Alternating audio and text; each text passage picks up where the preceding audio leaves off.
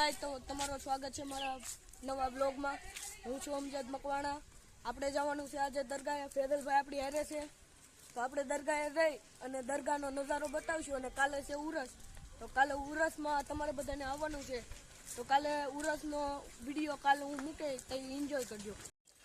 અરમાનભાઈ, ફેદલભાઈ અને જીશાનભાઈ પણ આપણી હારે દરગાહે આવવાના. આ છે આપણા ગામની દરગાહ અને આપણે દરગાહે ચડવાનું છે.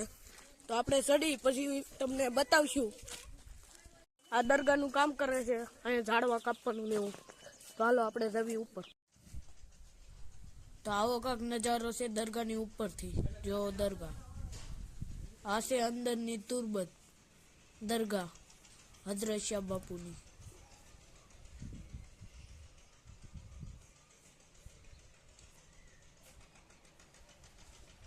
અને આ છે આપણું નાનું અમથું મિતિયાળા ગામ. જો નજારો. સમીરભાઈ આપણે ઉપર ચડી અને નવાઝભાઈ પણ હારે છે. બે ચીરુજું બાંધે છે. જો સમીરભાઈ. જીશાનભાઈ હાલ્યા આવે છે કામકાજ જોતા હતા. પછી તો બાપુએ કરી નાખ્યો લોબાન. લોબાન કરી અને સિરીઝું શરૂ કરી દીધી. કાલે છે ઉરસ. જો કેવો મસ્ત સિરીઝું ગોઠવીને કેવો મસ્ત નજારો. નવાઝભાઈ ચડી ગયા હતા લીમડા ઉપર, કારણ કે ત્યાં સિરીઝ મૂકવાની હતી.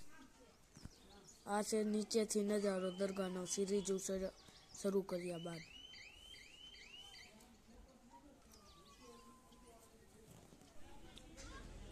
પછી તો અય્યનભાઈએ તોડી નાખી ચણા દાળ, પછી એમાં જ ભેળવી દીધી જલજીરામ. પછી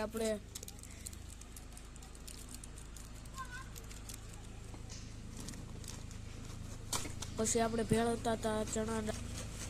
તો હવે થઈ ગઈ છે રાત. તો હવે આપણે ઉપર જઈને આપણે દરગાહનો નજારો બતાવશું. તો આવો કાંક છે આપણા ધાબા ઉપરથી દરગાહનો નજારો. જો કાલે છે ઉરસ. તો અહીંયા મારો બ્લોગ પૂરો થાય છે. હવે ફરી મળશું નવા બ્લોગમાં. લાઈક કરજો, સબસ્ક્રાઈબ કરજો અને કોમેન્ટ કરજો.